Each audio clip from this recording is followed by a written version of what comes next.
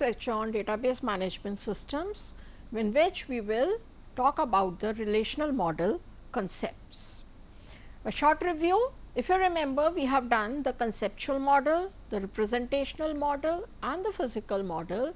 These are the three types of models that we use in the database systems or for the database systems. Conceptual model we have already done through the entity relationship model and the extended entity relationship model, and the conceptual model is used to diagrammatically show the requirements from the real world or the mini world.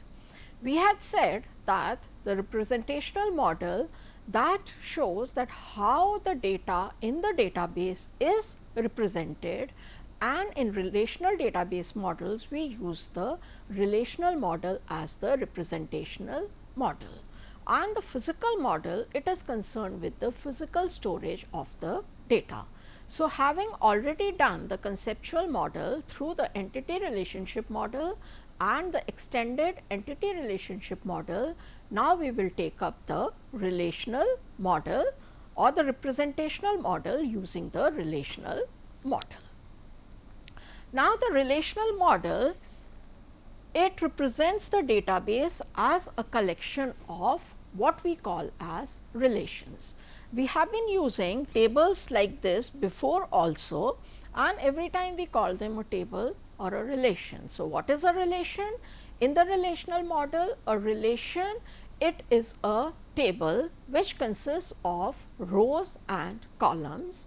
The columns in the table, the columns, they represent the attributes of the entities that are there in our model or in our database. So, the attributes of the entities that we had shown in the ER diagram, they are shown by columns in the relational model or converted to columns in the relational model. What are the rows? Each row over here is giving us the value of the attribute for a particular entity. It is giving a value of the attribute phone, age, name and student number for one entity. This row is giving the values of student number, name, age and phone for the second entity, and so on. So, the rows, what are they representing? The rows are actually representing the entities that are, or the instances of the entities that are there in our database. Rows are also referred to as tuples or records, and a row represents a fact that typically corresponds to a real world entity or a relationship, depending whether our table is representing an entity or it is representing a relationship. So, I will just quickly repeat that a relational model, it will show the database as a collection of tables which are known as relations. A relation will consist of columns which represent the attributes of the entities, and it will consist of rows which represent the instances of the entities that are there in the database. A relation schema. So, a new term, a relation schema given by capital R is a collection of attributes, that is A1, A2 and so on. It can have any number of attributes. R is the name of the relation, A1 and A2 are the A1, A2 up to AN, they are the attributes, and this is known as a relation schema. For example, I have shown you a relation schema employee, where we have ENO, name, department and designation as the attributes. Each attribute AI, that is A1, A2 up to AN, will have a domain for the possible values. What is a domain? A domain is a set of atomic values such that the domain, where will the values, number one, it is atomic or indivisible values. For example, if we see over here, indivisible atomic value, single values.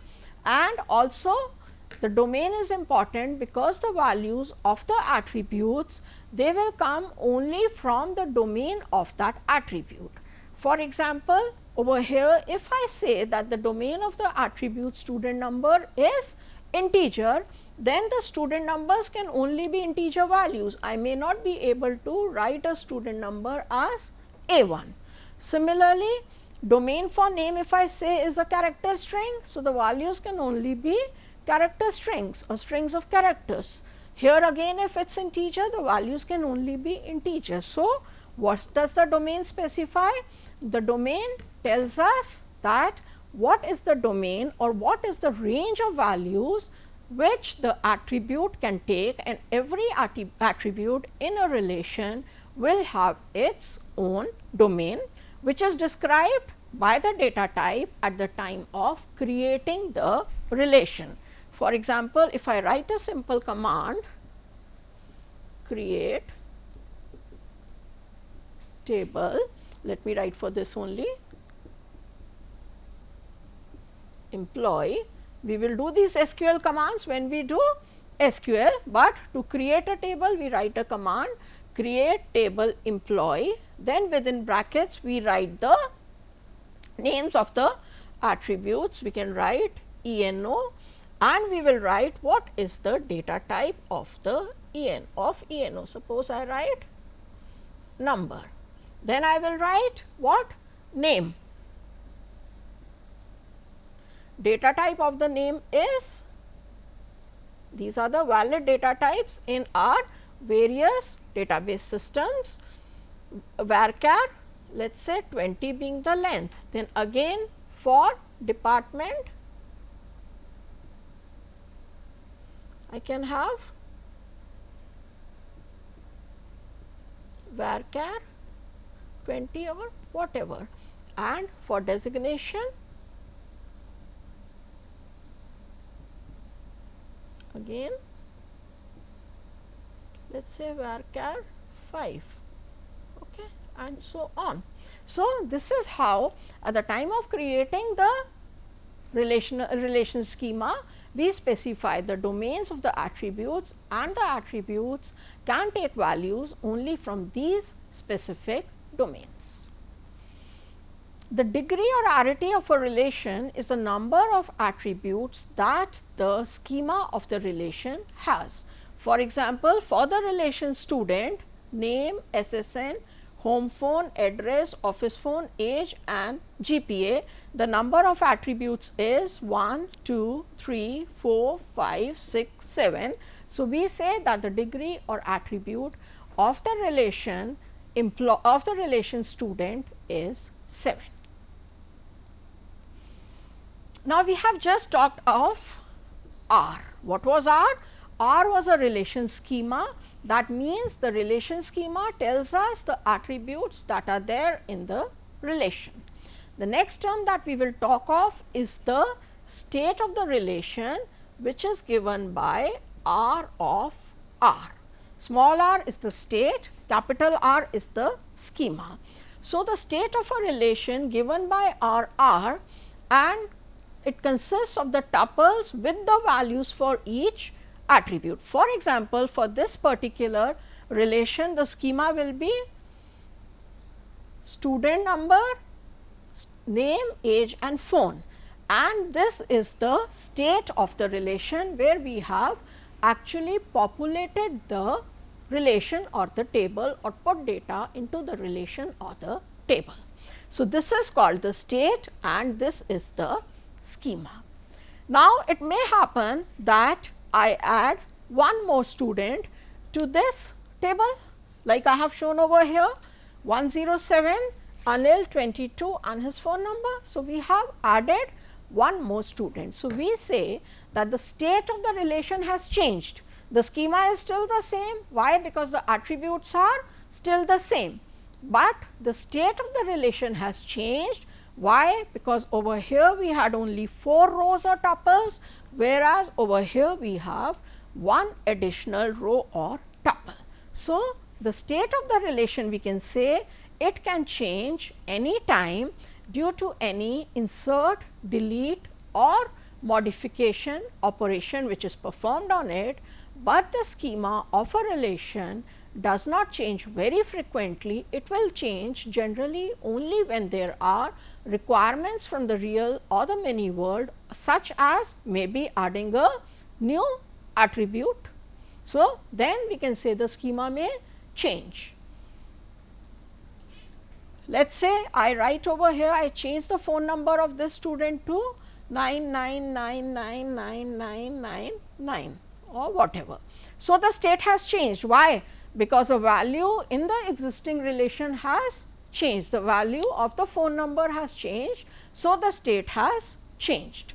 Again, if I say I delete the student from this table, then again the state of the relation has changed. So, this is what we mean by changing the state of the relation, that any time there is a insert, delete or modify operation, the state of the relation will change, but the schema of the relation will remain constant more or less, except when there is a requirement from the real world of maybe adding new attributes. Deleting attributes may not happen. Why? Because deleting attributes, there may be some loss of data. Now, in a relational database, there will be many relations. A database is not going to consist of a single relation, it will have many relations in it, right? And the tuples in those relations, they may be related to each other in various ways. The state of the whole database will correspond to the state of all the relations at a particular point of time. So, what is a database? It is a collection of relations or tables, right. For example, if I have a database consisting of students, teachers, staff, classrooms. So, the database will have tables corresponding to students, teachers, class, staff and so on. So, a database is a collection of relations which are related to each other, and just like the state of a relation means the data that is there in the relation at any point of time, the state of the database means the data that is there in all the relations in the database at any point of time, right. There are generally many restrictions or constraints, or we may call them rules, on the actual values in a database state. So, whatever the values corresponding to the attributes, there may be some restrictions which we call as the constraints on those values, and these are again derived from where? They are derived from the rules in the mini world that the database represents, nowhere else, again from the rules from the database from the mini world. For example, I may say that I cannot have a null value for a name, that every entity that is there in my relation, let us say this, should have a name. So, that is a constraint. I may have that, some people may not have a phone number, but then I put a constraint on the database or on the relation that every entity should have a name. So, that is a constraint which is called a not null constraint. So, just like the not null constraint, we have many constraints on the relations or tables in the database and on the database as a whole. The various constraints that we will study are the domain constraints, key constraints, constraints on the null values, entity integrity constraint and the referential integrity constraint and the foreign key. So, let us start with the domain constraint. Domain constraint specifies that within each tuple, the value of the attribute must be an atomic value from the domain of A. This we have already done earlier, that every tuple in the relation will have a value for each attribute, which is number 1 an atomic value, and secondly the value should come from the domain of that attribute. This is called a domain constraint. Key constraint, let us just read this first. In the formal relational model, a relation is a set of tuples, and from the definition of set we can say that all the elements of a set are distinct. So, if a relation is a set of tuples, that means all the tuples in the relation they should be distinct. No two tuples in a relation can be the same. This means that no two tuples can have the same combination of values for their attributes. For example, if I have a relation SSN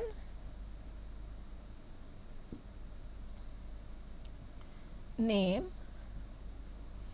and age, then I say 1 Amit and 23. I say 2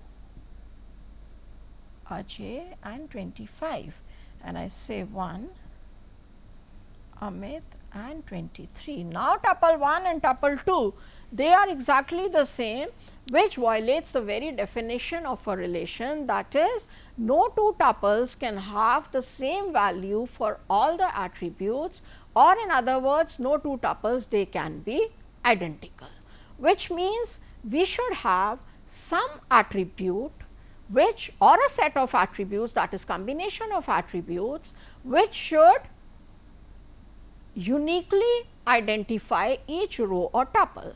So, let us say if I make this as 3, right. Now, over here we say we have Amit, two students, they have the same name Amit, they have the same name age, but their SSN is different, that is 1 and 3.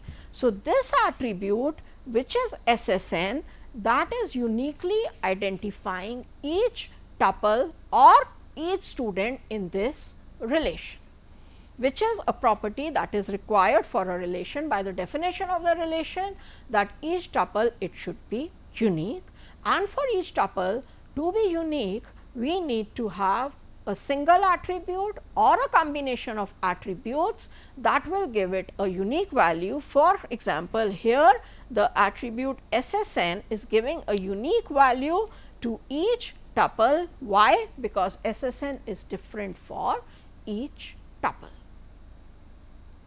This is where the concept of the keys come from.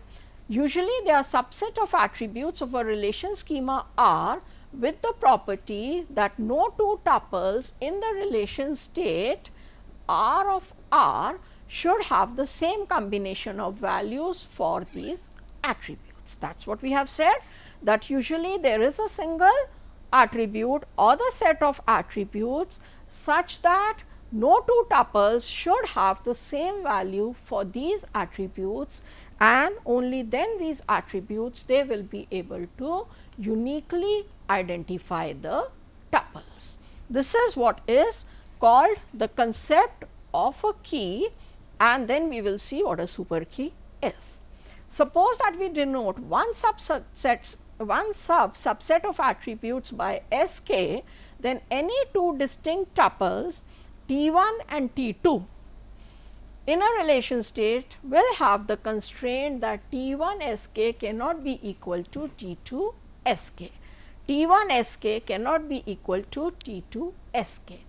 What is Sk over here? SSN. So, what I am saying for any two rows, what I am saying over here is for any two rows T1 SSN cannot be equal to T2 SN, where let us say this is T1, this is T2. SSN is that attribute which is telling us or which is making the rows distinct. Similarly, we can say T2 SSN cannot be equal to T3 SSN. T1 SSN not equal to T3 SSN. This is the concept of the key and a super key. Why am I saying a super key? We will just see any such set of attributes Sk is called a super key of the relation schema R. A super key Sk specifies the uniqueness constraint that no two distinct tuples in a state R of R can have the same value of Sk. We have just said this over here. No two tuples can have the same value of the super key, right. Every relation has at least one default super key, which is the set of all its attributes. This is from the property of the relation that no two tuples can be identical. But a super key, what is the largest super key? It is all the attributes in the relation. A super key, it can have redundant attributes. For example, I can say over here the super key is SSN name age. I can say the super key is SSN. I can say the super key is SSN age. I can say the super key is SSN name. Is name age a super key? No. Name age is not a super key. Why? Because name 23, sorry, Amit 23, Amit 23. If name age is a super key, then name age together cannot uniquely identify the tuples. So, this in any case is not a super key, all others are super key. And just now we said that there can be redundant attributes in the super key. Why? Because in our relation we can say SSN alone is able to uniquely identify the tuples. So, that means in this super key name and age are redundant. SSN alone can do what name, age and SSN together are doing. Here age is redundant, here name is not required or redundant. That is what we have said over here. A super key can have redundant attributes. So, a more useful concept is that of the key which has no redundancy. Now, what is the difference between a super key and a key? That from the super key, if we are able to remove some attributes and the remaining set of attributes, they can still uniquely identify the tuples, then we say that the remaining set of attributes is the key. So, in other words, we can say that from the super key, if we remove the redundancy, then the attributes that we get, the set of attributes that we get to uniquely identify the tuples is what is we call as the key. A key satisfies two properties. Two distinct tuples in any state of the relation cannot have identical values for all the attributes in the key. This is true for a super key also. The difference between a super key and a key is that a key is a minimal super key, that is a super key from which we cannot remove any attributes and still have the unique constraint. Okay? This property is not required by a super key, because in the super key we can have redundant attributes. So, a key is also a super key, but a super key will not always be a key. So, quickly we can say in general a relation schema may have more than one key. For example, let us look at this example. Car license number is unique, engine number is unique, make, model, year can be different. So, in this case there are two keys. So, when there is more than one key present in the relation, we call all the keys that are present as the candidate keys. So, that means license number is a candidate key and engine number is a candidate key, and for all practical purposes in the database we will select one of the candidate keys as the primary key. As the primary key means the key that we will use for all practical purposes. So, there can be more than one candidate key which can uniquely identify the tuples. The candidate key that we choose for use in the database is called the primary key, and the candidate keys, that is the other candidate keys, they are called the unique keys. Okay? So, in this relation student, if I say student number and roll number, both of these will uniquely identify our rows or tuples. So, if student number and roll number, they are the candidate keys, I may choose any one of them, let us say student number as the primary key, then the other key is called a unique key, and in the relation schema we generally underline the primary key, that we know that this is the primary key. Roll number over here is a second candidate key which we call as the unique key. So, quickly we will say a super key of an entity set is a set of one or more attributes whose value uniquely determines each entity. A candidate key of an entity is a set of minimal super key, and although several candidate keys may exist, one of the candidate keys is selected as the primary key. Next is a constraint on null values, which I told you earlier also. Whether null values are permitted or not permitted in the value for any attribute. I have already given you an example that in a relation, that was the relation SSN, name, age and phone number, we may say that name cannot be null. Then when we are inserting the values into the table, any null value for name will not be accepted. Entity integrity constraint means that no primary key value can be null, and again this comes from the definition of the relation, because if any two rows have a null value for the primary key, let us say SSN is the primary key, I have null here, I have null here, then obviously others let us say are 1, 2, 3, then obviously these two being the same, it will not represent the identical tuples. So, the entity integrity constraint means that primary key value, any attribute or set of attributes that you represent as the primary key, cannot have a null value. The next is the referential integrity constraint and the concept of foreign keys. The constraints that we have done till now, that is the keys constraints, the entity integrity constraint, null value constraint, domain constraint, all these constraints, they were on single relation. They were on single relation. The referential integrity constraint is a constraint that is between the relations. For example, over here if we see the employee SSN, name and city, department DNO, DNAME and location. So, DNO over here is, what is the DNO over here? That is, we are saying that this employee belongs to department number, to some department number from here.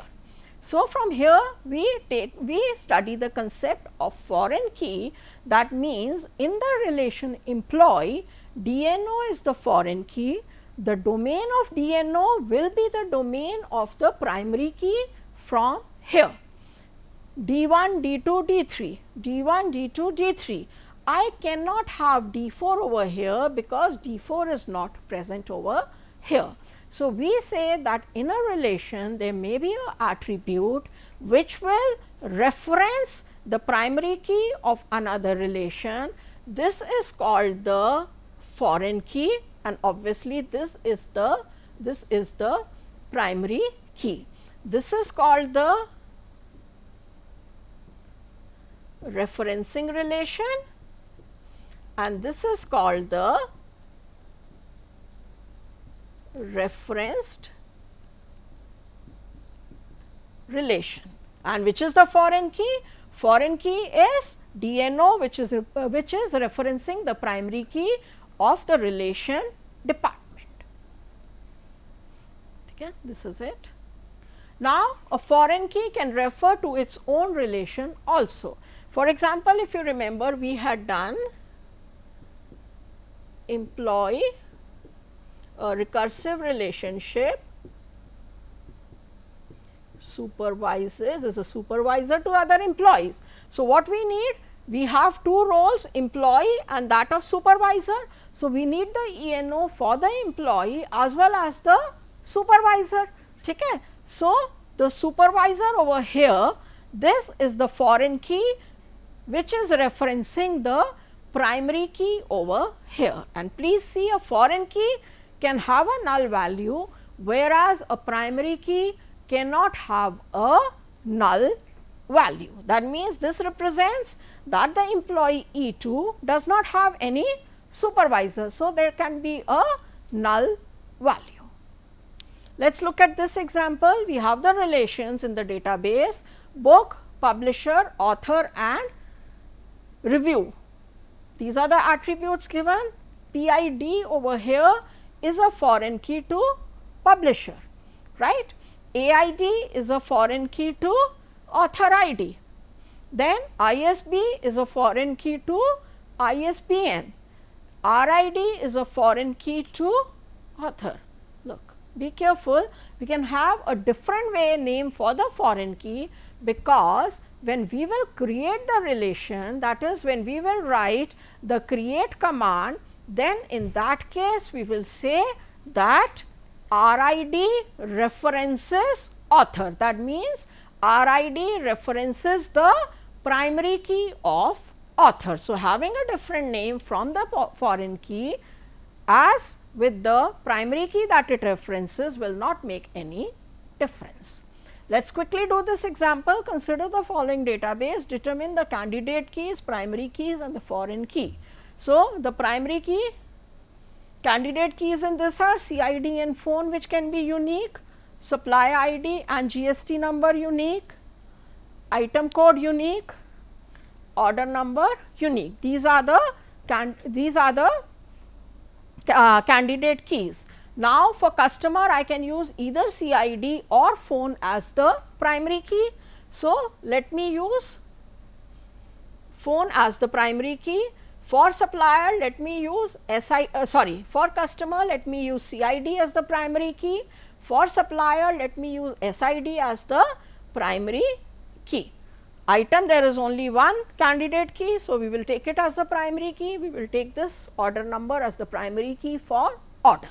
So, we have the candidate keys, we have the primary keys. Now, the foreign keys, CID, this is how we generally show in representation.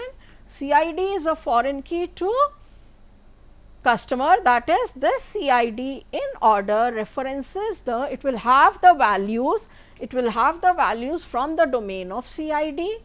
SID is a foreign key here, item code is a foreign key over here. So, this is how we can show the foreign keys. These are the references for these topics.